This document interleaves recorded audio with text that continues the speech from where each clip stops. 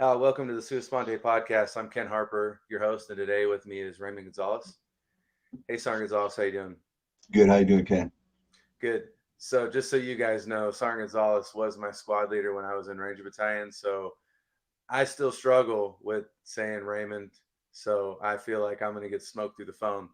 I'm sure many of you guys watching will be able to relate with that. Anyways, so Sarn Gonzales, we wanted to start this podcast to try to help some of our Rangers buddies out. They're struggling. There's guys having a hard time getting out of the military. Uh, it's sad to say, but we've had several of our Ranger buddies commit suicide in the last couple of months and years. And so we decided that we need to try to create a platform where we can talk to people, where we can get an understanding of their experience and also what they're doing with their time beyond Ranger Battalion. So today, I just wanted to talk to you about some things and just see, if you want to give the guys a rough, just a background of how long you were in battalion and what you did while you were in the army. I joined as an infantryman in 2003. After a couple of things happened, I didn't get to regiment until 2004. Um, and then I got to my company, end of 2004, 2005, something like that. Then I was an infantryman. I did 2 deployments with Charlie Company, and then when my re-enlistment window came up, I decided to reclass to engineer within, staying within the regiment to their new company, Equa Company, and ended up staying there for the rest of my time into 2014 in regiment. And then I left regiment and went to 173rd and then 10th group, and eventually got out. All right. Yeah, that's my start over. I fucking forgot the question. Sorry. You want to start all over? You want to start all over? Start over. Fuck. We Sorry. could just cut that. We could just Yeah. cut that. You did a good job. I was like, was there a second part to the question? I was like, why No, didn't you say anything? So next, I'm just not the binder again. All right. Next, I'm just gonna we'll just we will go through just what you're up to now. All right. Oh, and now I've been up to I got out in October 2018, and then I knew I needed to do something. I just had to do something. I knew if I didn't do anything, it was gonna be bad for me. So like I said, I got in October, and then that January of the next year, I was already in school, and I was a full-time student. I got 2 degrees, and I got out, and I still had no idea what I was gonna do. Like similar to another guest you had, Kyle, uh, about the being in the cloud for years. Like that's what I felt like.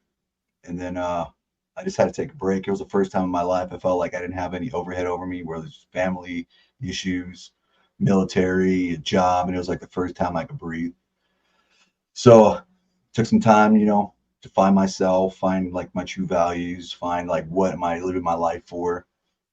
Because I definitely took it personally after the war ended, when they just completely shut down shop and gave everything back to the Taliban or Afghanistan. Every time I think about it, I think the faces of all the brothers that we lost popped up in my head, and it just it's it's upsetting. So I tell myself I'm never going to do anything like that again, where I was going to completely blindly follow somebody and end up like that. But so anyways, yeah. So I got out. I took a break after school, and then I decided, well, I'm going to go back to school for a higher level of education, and that's where I'm at now. Um, just trying to better myself and get a better position for me and my family in this life. Yeah, so I mean that would be a hard position you were in. I mean, you went on your first deployment in 2004, and then 2014 you left battalion. So I mean, for 10 years annually, you were doing your recertification in Afghanistan for your Yes. essentially, you know, your trimester training in battalion going to Afghanistan. So that would be hard, especially for, the majority part of your life so far. You were Yeah. spending 4, 4, 5 months a year every year in Afghanistan to see us withdraw. Anyway, so beyond that, what are some things that you've really struggled with since getting out of the army or battalion? Well, I think struggling, definitely coming to the realization that the medication that I was on was really affecting my performance in life. I thought I was in control, but after thinking back to it, I realized that that medication was just making me think in an ill way. Um, I was on gabapentin, I was on Paxil, I was on Adderall, you name it. I think there was at least 20 medications for my entire time in my military that I was on, and they kept giving them to me, and I kept saying, I don't know, I don't feel good with these, and I'm like, oh, try this one, try this one, try this one, and I would do it, and I would try it, and I would still have these emotions and negative thoughts that would surface that I knew they weren't like what I wanted, like my cognitive, like this is not what I want. But I was just getting all these negative emotions and negative feelings that were building up to me, and I came to understand later on that that was from just the chemical reactions in my brain.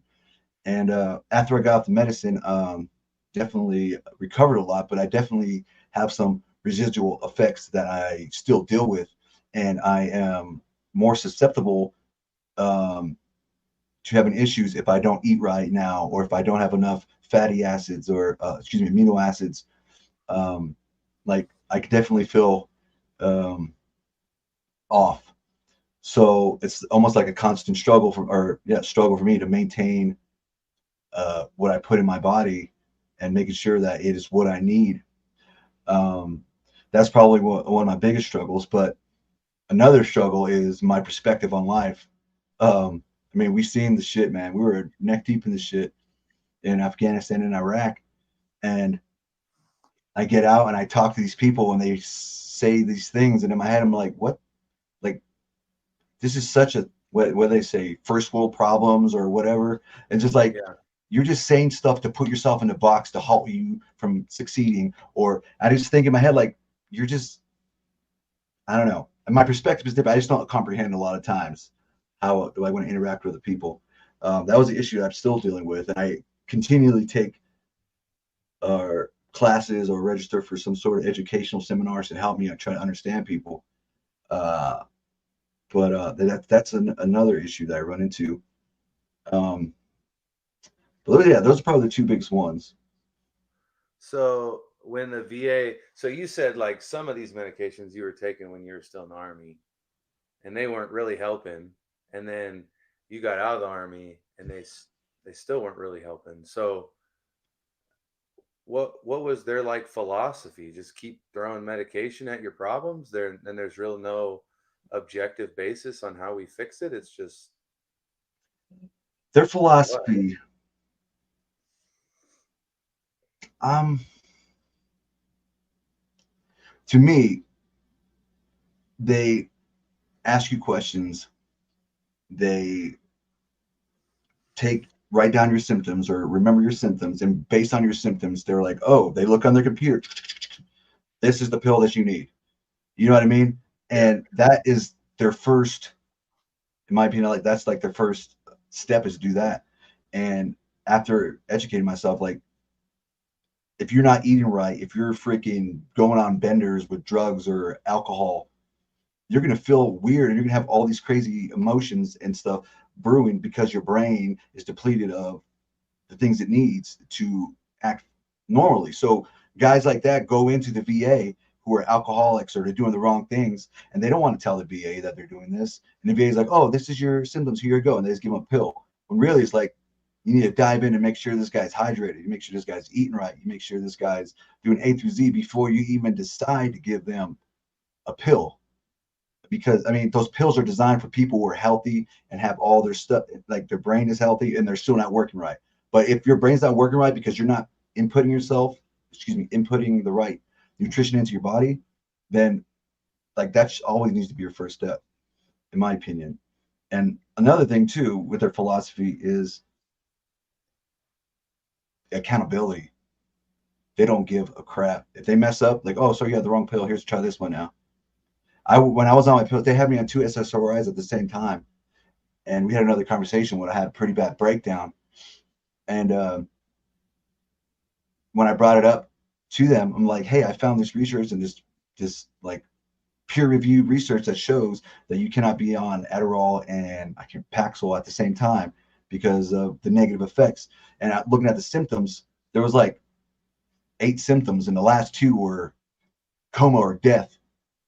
And like the one before that was like panic attack seizures, and I was freaking hitting that, man. Like my daughter, she has a high pitched voice, and she would like just scream or something at something, you know, kids are, and it would echo and hit me in my ear. And the first thing it would do is I would throw up. I would go in the bathroom and throw up, and then inside of my mouth, it'd feel like I got a concussion. And when you get hit and you get that metallic uh, taste that comes out of like your gums and your teeth, like that would happen just from audio to me. And I was like, it was or bright lights, and I still have issues with it. Um, but yeah, I kind of talked myself off the topic, but can you reel me back in real fast, Ken? What was the question? Yeah, I was just asking you some of the things that you like struggled with since you've gotten Yeah, out. but yeah, it was. Oh yeah, so yeah, I was pretty bad, and I brought it up to them. I was like, yeah, this is what's going on, and they just completely brushed it off to the side. They didn't even accept it. Of like, here, let me see what's going on. Let me look. There was like, no, that's not true. Yeah. Like, excuse me,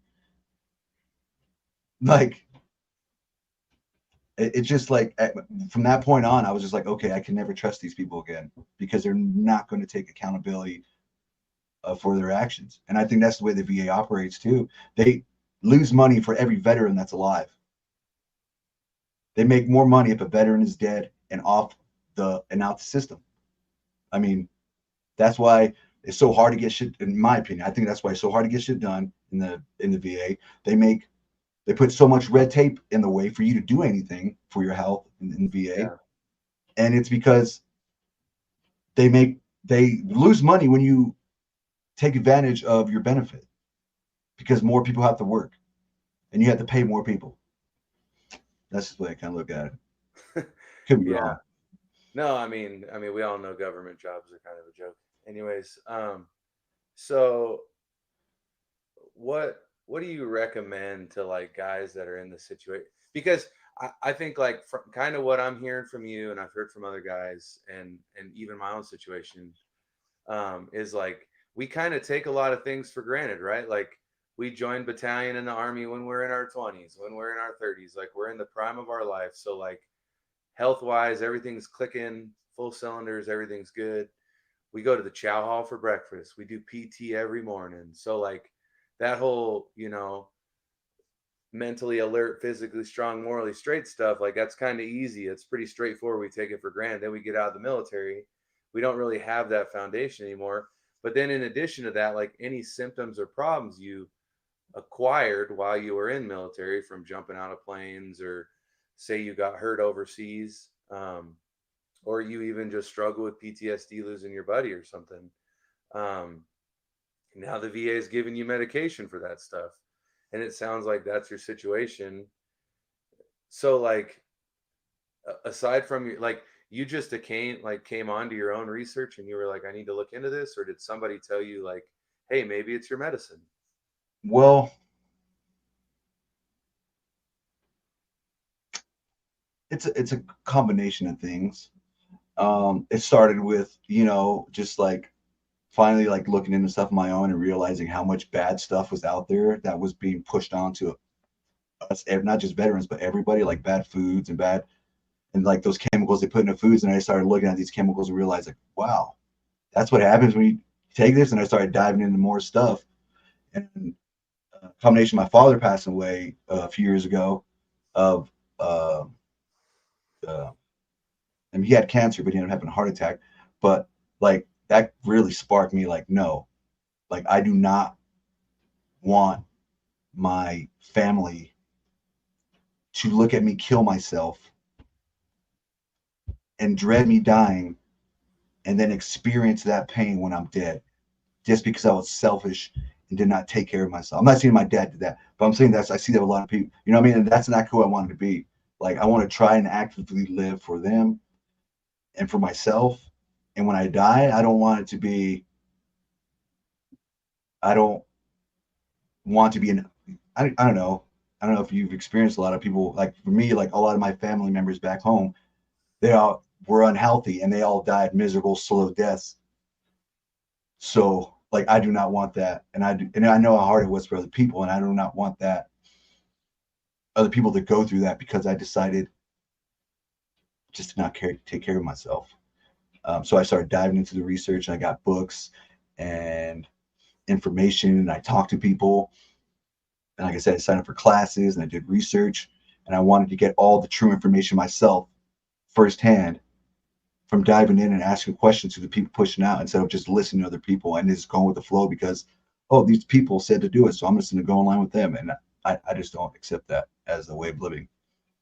So you ultimately just like took yourself off the medication because like, we talked like you were in a pretty dark spot. I didn't realize, like, because I got out of battalion, left, went to college, did my thing. And so like, I didn't know what was going on, then we started talking. I didn't realize that you ever struggled, that you were in the dark place you were in, you know, and,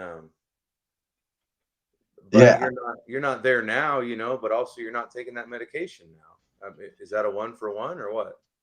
I think, well, first of all, back up just to full disclosure, like I wasn't the best patient when I was being prescribed the medication. You know what I mean? Like I wasn't, like I was still drinking, I wasn't eating right, I was, you know what I mean, too much caffeine or not enough water. And just that alone was hindering me with the medications. So I think if you have a good foundation and you need them, if you have a good foundation of nutrition and you're healthy and you exercise, but you're still feeling off and you need something, then you should definitely try to figure something that might help you. But you just can't go straight to medication as the first thing to fix you Yeah. Yeah, because that's good. it's not it's just like I said earlier, it's designed for somebody with a healthy body. There's chemists and stuff who do the math. Like you have X amount of cells in your body that are, you know what I mean, full of this much water and yada yada yada, and you need this amount of this medication to do whatever. But so I mean, but if you're not meeting that minimum standard, then you just hurt yourself. Yeah. But I don't think a lot of guys realize that, and it takes a good No. medical professional to be like, hey, you're not hydrated enough, you're not eating properly. And they generally assume that everybody that's coming to them is trying to do all those things properly before saying there's a problem. And it Mm-hmm. sounds like you were in that stage where like you were still in the military, in battalion, and taking the medication. And like you were saying, like it put you in a dark place because it was like a compounding of bad things. Yeah. And the reason why I got on the medication in battalion was like you said, I was in there for a long time. I was in every deployment. I was in every training cycle, everything they needed me to do. But towards the end of my career, like I was smoked, man. Like I could not keep up. But now I look back on, I know I smoked because I was drinking Nos or Monster, freaking, you know what I mean? Just drinking all night, not all night, but drink. And I wasn't healthy. So I went to the doctor and they gave me some sort. I don't remember the pill anymore, but that was like the start. When I look back, like that was the start of it. Like and yeah, and I know it affected me because I used to regret the way I used to treat you boys back then. Like when I thought about it after I got out, like I would like beat myself up big time because that medicine made me super impulsive. It made my irritability level increase. And I crushed you guys a lot. Not just you, Ken, but you're just pretty square, but there's some guys out there that freaking got the worst of me. And like to this day, it humbles me, but like I think about it and it's just like I just feel so bad because uh, uh, I feel like I could it wasn't me handling the situation when I thought it was. Yeah. Well, and I think that's hard, with the with like that medication reaction because it's really affecting you and you don't even know it's like affecting you.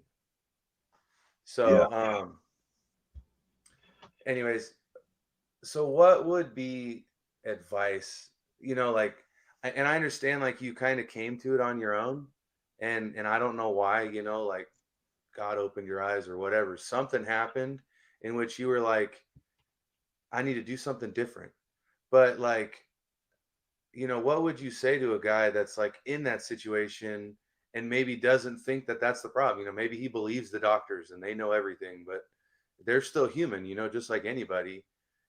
Like just searching the internet for side effects of the drugs. I mean, what do you think would be the most helpful thing for somebody?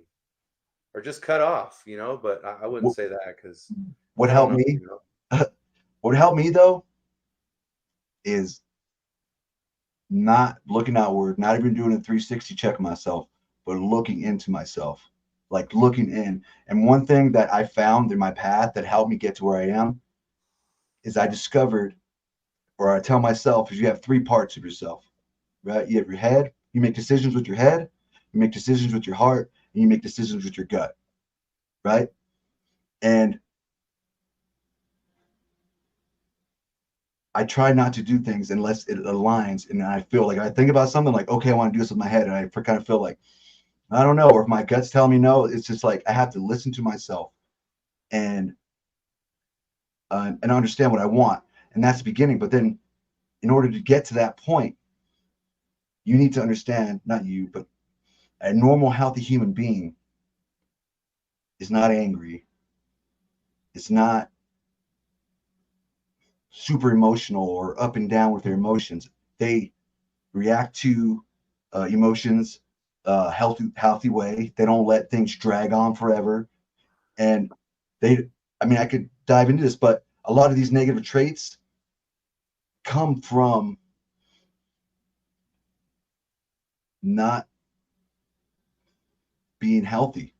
And when you're not healthy, it makes your brain act in a certain way. It's called false emotions. What happens is that your brain's misfiring, and then these crazy emotions come up, and you think it's something else, but really your car is just it's got a cylinder that needs something fixed or something. It Yeah. a normal healthy person is loving and caring, and if you're not that, then you need to step back and see what is wrong with me, and that's the first step. That's the first step is understanding what's wrong with you and how do you fix it and how is this different from where I want to be. It's kind of confusing, but I mean I'm still figuring it out myself throughout over this time. But Yeah. I don't know. Does that make sense? Yeah, but I mean, you're in a better spot than you were. Like you're not down on yourself all the time thinking, semi-suicidal thoughts or going to the VA and tearing the joint up anymore. So like Yeah. you're definitely in a better spot. And so for your situation, like you can probably attribute that to being off the medication, but also like, like we've talked, I'm sure there's things that you have changed about, being mentally alert, physically fit, and morally straight, like eating right, um, working out, going to school, doing all those things, that for a while there, it sounds like you weren't paying attention to or doing. You're just taking for granted. Yeah. Um. It. What's the question? I didn't have one. but That's fine. yeah. I mean, yeah. Okay. You're just giving me feedback, but yeah, man. It's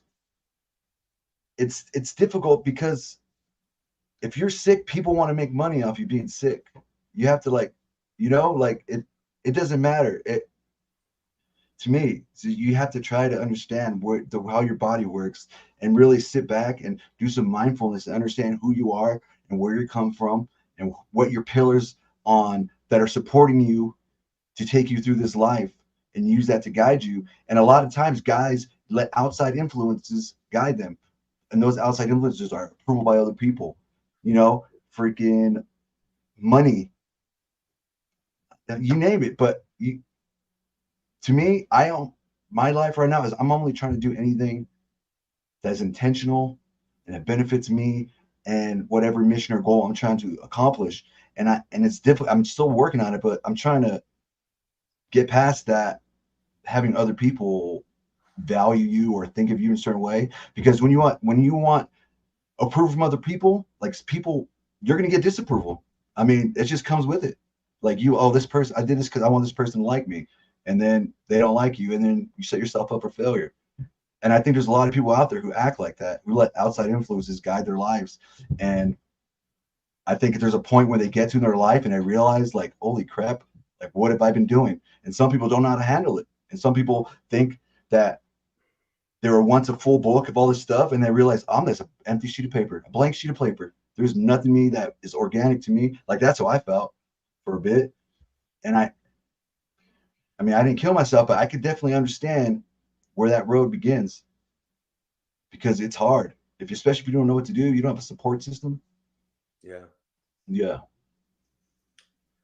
All right. Well, Sergeant Gonzalez, thank you for your time. We really appreciate everything you said, and like your willingness to be open and honest, and I hope that this helps somebody. I hope that somebody, watches this and thinks about, their lack of nutrition or their lack of physical training or mental training, and they really think about, hey, maybe medication isn't what I need. Maybe medication is causing me to struggle.